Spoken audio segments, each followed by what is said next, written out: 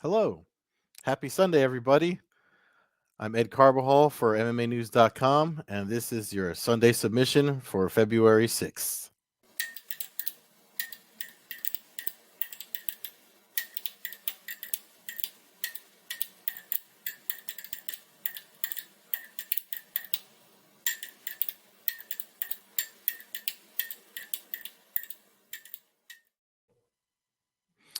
All right, everybody. As I said, it's the day after UFC Vegas 47, Strickland versus Hermanson. I am your host, Ed Carbajal for MMAnews.com. You can follow me on Twitter at Carbazal, where I stream this on my Twitter. Um, do it live every Sunday, usually in the early afternoon or late afternoon, depending on how much I had to drink the night before. If you like watching this, probably checking this out where this lives on the MMAnews.com YouTube channel. Make sure you do the thumbs up notification bell, subscribe, all that stuff, where we have content like this and other fighter interviews like our latest for the Canadian God, James Lynch with Jamal Hill. So you can check that out on the YouTube channel. He also had a chance to speak with last night's one half of last night's main event with Hermanson. Um, we'll get to the results for that in a minute. Just a real quick note about some boxing news. There's a lot of boxing last night if you didn't watch it. It's not heavily covered on MMAnews.com, but worth mentioning because we had the returns of Clarissa Shields, who came back to boxing, and she picked up her win. There's an article about her getting into an argument with Marshall on up on the homepage of MMAnews.com. That's one of our trending articles. So you can check that out. The clip of that they're arguing is on there. I'm not sure why that has to that's how fights are made these days. So it is what it is. And then Keith Thurman came back to boxing last night, and he also picked up a win in his return. Sometimes you just need a break from action. I think he had some elbow issues or something too. Last I remember, um, when I was with Front Proof Media, they did a lot of coverage of Keith Thurman. It's actually a really good article over there. If you go to frontproofmedia.com, you can check out what they wrote just before the event.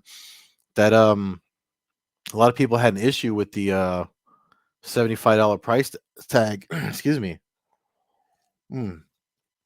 Got the heat on, drying out the air in here. With Keith Thurman's pay-per-view, but seems to be the way of the game these days. Everything's going up, nothing's getting cheaper. But that's for another podcast of a different kind of content. So let's move forward to the fight. So really quick, shout out to Luke Lopez, who's been following this journey with me here on the YouTube channel, MMAnews.com YouTube channel. He refuses to make a Twitter account, but he always watches the stuff we do here. You saw that intro. That was the one that I put music on and I had to take it off and change it for that electric sound. So this is just a little housekeeping note because Luke Lopez wants me to put the music in, but you can't really do music on YouTube without their robots thinking it belongs to somebody else. I actually got some copyright free stuff that was, if you saw that on Twitter, you would have heard the music from the original video intro that I made. But YouTube, there's no humans working there. It's all a bunch of robots. I'm surprised they haven't hit this channel with the other channels that I've had my voice on and called that copyright infringement, because it's the same voice on a couple of different YouTube channels. What are you gonna do, right? Anyway, who cares about that? Let's get into the fight news, shall we? So let me bring up the results here because there's a lot to look at, especially from last night's event with the UFC. We know MMAnews.com, heavy UFC news aggregator. Full results are up on the website with images and highlights and everything that I can't play for everything I just mentioned, but there was some really good, quiet before the storm, right? People knocked the card a little bit because it's an ESPN Plus, um, event, Fight Night, UFC Fight Night on ESPN Plus. So you have to go through one of the many paywalls of the UFC to watch it. But this one, you know me, I'm always critical of the amount of finishes on cards. But when they're exciting fights, especially when you're looking at the undercard of these fights, because there are some names. I want to get to the quick results here on the website so we could look at the. First of all, well, the event got started a little earlier than we're used to, especially if you're on the East Coast, 4 p.m., which is nice because that means it ends a little early and you can kind of do other things with your night. So, especially on a Saturday, I mean, not you can't really do much here on the East Coast when it's fucking 20 degrees below out, but I'm exaggerating. But folks watching fights elsewhere probably, excuse me, could get into some stuff. But really quick, I wanted to bring up some highlights from the prelims that are not on this page but worth mentioning. Um, let's see here. I'm trying to find the one that there was. I mean, obviously we had the TKOs, but right here, John Castaneda, Miles John submission with the arm triangle in the third round. Castaneda's been fighting for a long time. Um, had a contender series fight. I got wise to Castaneda when he was fighting for Combate Global, it was Combate Medicos back then, which was on UFC Fight Pass before they changed where they show it all, all the broadcasting places before. Now they have their home on with Paramount Plus and Telemundo, or Univision Telemundo. I forget which one. Um, or which one is tied in with Paramount. I get confused because they've had a lot of broadcast homes in the last few years, but he was somebody that showed a lot of promise as a bantamweight, and it was nice to see him get a win, to have him kind of headline the prelims. Like if this was a pay-per-view night, this would have been the fight that led you into the pay-per-view. Um, that's what I mean when I say that. So he's got a third round arm triangle choke. Um, and then there's a couple of fights on here. We're talking about Keith Thurman and how he had to take a break. I know a couple of I know the a couple of weeks ago, it might have been last week's Sunday submission, where it was last week's because it was after Eagle FC 44 with Rashad Evans returning, and I'm getting into the point of this fight here, Brendan Allen versus Sam Alvey, right? Allen was short notice against Alvey. Yeah, you would have thought Alvey would have broke, the loss streak, or fixed some things, but he got submitted in the second round. Alvey put up a video that he's not trying to retire or anything yet, but he definitely acknowledged that he needs to change some things in his game. To smiling Sam Alvey when he was winning, and with the smiling, he was becoming one of these. How Strickland has his gimmick of being like a dick to everybody or whatever that his gimmick is, and everyone's got a gimmick now, right? Like this what's his name, Brian Kelleher raps, and you know Triple C with Henry Cejudo with the cringe stuff, and everyone's got a gimmick now. It's almost required to kind of get your name out there in combat sports. But the reason why I'm mentioning it is because, like, everyone's ready to see Sam Alvey, like, get out of the UFC or whatever. But sometimes you just need a break. And I think sometimes when you look at Rashad Evans, look how long he was away from the sport. He comes back at 42, and he beats a game guy in Checo at that Eagle FC 44. And one of the things Alvey said in his Instagram video, I don't remember it word for word, but it was something along the lines of, like, he's going to take a little break. And I feel like for him, because he's not, it's not like he's old or whatever. I feel like for him, that's all he needs to do. Like, just step away, rest, get your mind off of fighting for a little bit, so it can. I don't know if it's become work for him, but I'm talking about it because it was a weird conversation I had with one of my own training partners yesterday, who's trying to do the ADCC trials, and you know, like, training in martial arts, while competition and everything, there should be, there's some drive and passion, and kind of like you have to have some, like, I guess, alpha male killer instincts. It's necessary in some respects, but I think you also really need to make sure you're having fun with it. I think when you look at guys that come from wrestling, they're the ones that do that best. If they're not used to making fights personal, look at someone like Justin Gaethje and Justin Gaethje and Michael Chandler are perfect. They need to trash talk or whatever. You say what you have to say to get your mind right, because again, it is controlled violence against another individual. But I just feel like um it doesn't hurt to take a break. Sometimes you can come back better after you let your mind and body heal from everything you do. And if you keep trying to come back and come back and come back, excuse me, especially after picking up losses, the getting to fight night and all the training and the weight cutting and stuff like that, it might be like what's that's the Mariners that poem. It talked about the albatross around their neck. It can be like that, like this weird responsibility that you feel like you have instead of just trying to enjoy the journey and take the lessons from the losses and stuff like that. And we saw Rashad Evans take a long time off and come back and win spectacularly last weekend. Um, and I think I mentioned too that Henry Cejudo, with all his talk of coming back. I mean, he does. I forget. I think it's with the Schmo. He does a podcast where he took the crown off, and he even said, like I needed a break. I'm not trying to be the cringe character right now. I needed a break, and now I want to come back and fight. And whatever's going to happen there is going to happen. But it looks like Sam Alvey is coming to that realization. So I'm pretty sure we'll see him again. If it's not in the UFC, someplace else, because the sport is, the sport is definitely grown to the point that there's more options than just the UFC out there for guys. I mean, even if you don't want to do the UFC, I mean, there's a lot of fighters out there that would rather just fight with the promotion that they're with. Um, there's something on almost all the, ESPN has PFL and UFC. Showtime's got I was gonna say Strike Force. Showtime's got Bellator. And I just mentioned Combate Global is on Paramount Plus and on network. So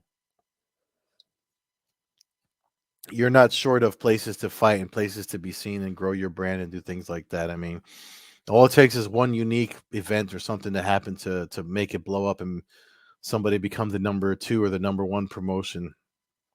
Speaking of One Championship has their apprentice thing on Netflix that I'm probably going to check that out tonight. Just because I know they want to make their move here in this region of North America.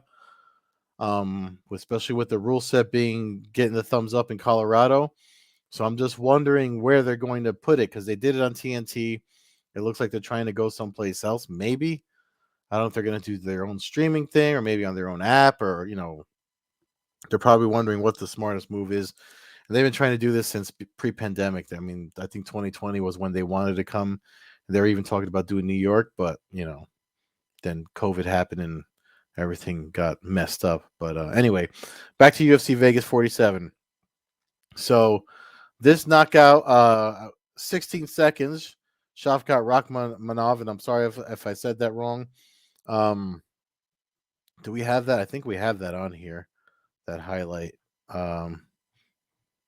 They do them in the order that air it is. I can't play it for you, but spinning hook kicks are something out of Cobra Kai Netflix series, and they're always, when you see them work in real life, they're always spectacular to see. So if you don't want to go searching through Twitter and all that to find it, we have it up on the website where the results are. And I want to talk about, where was it? Is it on here? That's the submission of Sam Alvey. The main event between Hermanson and Strickland. Oh, that's on the bottom. Sorry about that. So I see a lot of folks complaining about the scores. I think we have the scores on here. I mean, there's the highlights that are on here before I move to read off the scores are when you see things make highlights, I feel like in a judge's mind, that's what they're seeing and putting into their scoring. And it's crazy that we're almost going like 30. The sport's going to be like 30 years old, almost 30 years old. We'll be 20, 27, 28, 29. I have to do math, but um, it's just crazy. I mean, look at. I guess we could say the same for boxing too. Which has been around a lot longer. Um, to have judges kind of see different things, and what's funny is I spoke with someone that's an official, Sean Wheelock. We've had him on the podcast that I do, Coast to Coast Combat Hour, and I just had to remember that now before. I know folks like to knock judges and stuff a lot, but he pointed out something which is crazy because they're not seeing the same fight that we're seeing at home. I'm sure they have monitors and stuff, but you know, you have to kind of have a trained eye to know where and when to look at a monitor and when to watch the fight in front of you when you're sitting cage side or wherever they have these judges sit. Um, like personally, when I cover events, because I know how the ground game works and I've been watching the sport long enough. Media row, which is a little further than everyone else, think like maybe 5 rows on average. Think like 5 or 6 rows behind where all the stuff you see. That's where like VIPs and then they have like Dana White and all those guys sit. And that's if you're in on that level in the arena. Depending on which arena, like I usually do stuff in New York. If you're on Chase Bridge, you're on the bridge, sitting at a really cool. You have a monitor in front of you, but you're looking down at a very tiny people because you're above everything. So, point I'm making is the reason why we see a lot of these. And if you want to listen to that, check out Coast to Coast Combat, our second interview with Sean Wheelock, where he talks about because he mentioned it during one of the Triller things, and they didn't give him enough broadcast time to expand on it, so he did it on our podcast. So one of the things is, depending on what they're watching and where they're at, they're not watching the same fight that you're watching at home. So, and if they're not, there's the question has come up: what training do you get to do judging in combat sports? There's evidence out there that it's just a matter of who you know. In the case of the Birds, Adelaide Bird in particular, or you know, or somebody that's coming through that used to fight and is now, you know, doing judging or officiating. Somebody like Shaolin does. We see Frank Trigg, Shaolin Hibiero. Trying to think of other Chris Liebman's doing some reffing now. I think guys like that, maybe hopefully sooner rather than later, if they start doing some officiating if they can they can become judges. I'm not sure if it's harder because of their history, but their affiliation with it. Maybe there's some weird what's the word I'm looking for? Conflict of interest. If they're officiate, like if it's a Team Quest guy and there's a Team Quest, there's probably a lot of conflict of interest there because the martial arts, combat sports world, mixed martial arts anyway, it's in that realm, it's kind of small. There's a lot of guys that know each other and have heard of each other or are fans of each other, and that probably would affect. That's probably why we don't see them judging. I'm not sure. Maybe the next time I talk to Sean Wheelock, I can ask that question. But all that I'm saying, all that to say is the split decision that we got. I know that they singled out Sal D'Amato on this. So it was 49, 46, 47, 48, and 49, 46. They don't say who did the scoring on this, didn't say for who's what. So all right, well, to go to MMAnews.com. I'm going to bring up let me bring up the from the UFC website because I have it queued up here because I wanted to really show the scores and who scored for what. So if you go to UFC News, UFC.com/news, you can see this. They have all the scorecards. They do that almost for every fight night event. So I have it up here. The 48-47 was scored for Hermanson by Sal D'Amato, and he seems to be the one getting dragged this morning on Twitter, MMA Twitter after the fact. But again, And I'm not defending him. I mean, there's a lot of judges out there that as soon as I hear their name, I'm kind of like, bro, I don't even. I just hope somebody finishes somebody because you know when you hear certain names in judging, whether it be boxing, any combat sport, and you're familiar. I mean, most judges are not famous for doing something right, unfortunately. So if you know their name or their names are getting flung around the social medias, it's usually because there's questionable calls out there. So let's take a deep look. And then again, the highlights that are on MMAnews.com. So for me, Strickland, he dropped him with that right hand at the end of was that round 2 or 3, but then he got his face bloodied, and I know there was a lot of takedowns and stuff like that. So it's crazy that he saw things differently. And you also have to wonder what they're looking again. This is where the question of training comes up as far as being a trained judge, never mind training in martial arts. I feel like that would help you.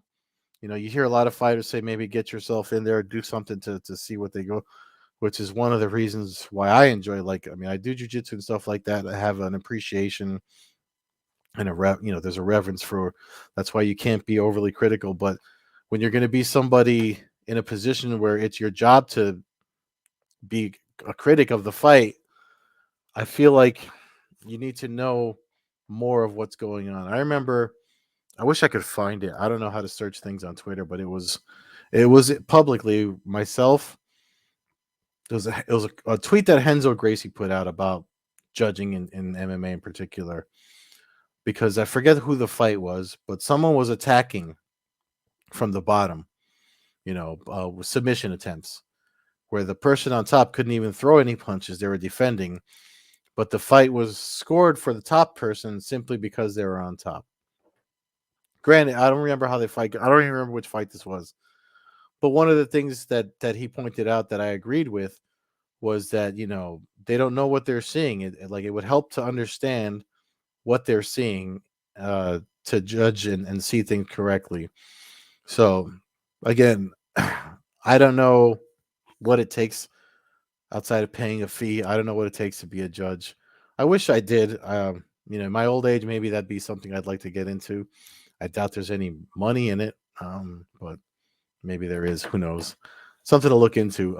Drop it in the comments if you know anything, actually, because I check the comments, as Mr. Lopez knows I do. I always check the comments during the week to see um, who's watching and who's saying what, so I can address it in the next Sunday submission. But I mean, it's just worth keeping that in mind when you see split decisions come up. And but this dude, Sal D'Amato, again, when you start knowing judges' names, it's usually not for anything good. So, speaking of which, here's one. Here's one right here that I'm surprised he was there. Douglas Crosby is one of the ones that you can just do a Google search of his name. That wasn't the fight that was in question, but the thing about them being in the apex is that at least they're in a state that's comfortable with judging MMA. We usually, oh, look at, I just mentioned it. Thank God. See, this was I just mentioned the birds. She was there. She does more boxing than MMA, but there's a lot of question marks when you talk about judging in combat sports. But um, it's definitely something that. Shout out to Chael Sonnen for trying to get to the bottom of it with one of these judges that are on here. Douglas Crosby, he had him on his podcast twice. I think it was in 2018 and 2019, where he just tried to get the answer of what kind of training does a judge get to be an MMA judge. And with 2 appearances, never got an answer.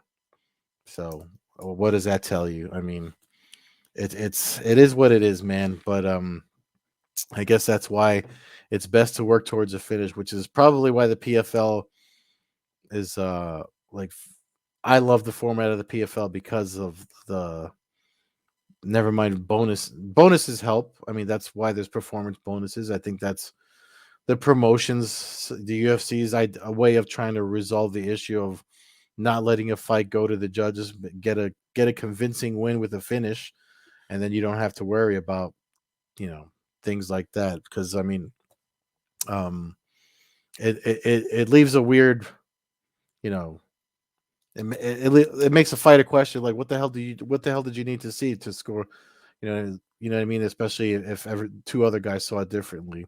And speaking of which, with Strickland winning, one of the questions that came up in the post fight press conference was like where he sits in the 185-pound division, right? He said something really interesting that I think Mr. Lynch spoke with Marina Rodriguez first said it when talking about the strawweight division. And then when you're looking at the divisions in the UFC, especially the guys that are on the top, we're starting to see, look at Kamaru Usman had to fight a lot of people twice to solidify himself. And now everyone's wondering what's next for Kamaru Usman, right? Mm. But we're starting to see something that's Sean Strick. I'm glad he said it too, because we're about to see Whitaker Adesanya too. And he feels that he may be deserving of a title shot, just because it'd be good to see some, not because not just because he won or whatever, but he's winning, he's doing well, he's getting his name out there with all the craziness that he does. But he made a really good point of like let's mix it up, put some new blood in there, like give out if whoever wins between Whitaker and Adesanya. I think we're all leaning Adesanya because of how the first fight went. That's this coming week, by the way. This coming weekend, rather, which we'll be doing picks for that officially on MMAnews.com, where a few of us do the main card pay-per-view predictions. Hopefully, I do better than I did last week with my Bellator predictions. But back to what Strickland said about inserting himself into that whole race. Rankings will be out on Tuesday, so we'll see where he's ranked on Tuesday. But I feel like he makes a really strong point, because it's not just there. I mean, now it's happening.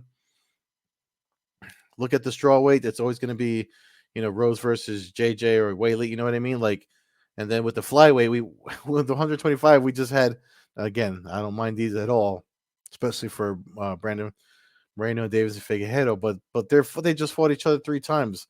There are other people in this division that you have to consider too. Same, and I think that's what Strickland was alluding to.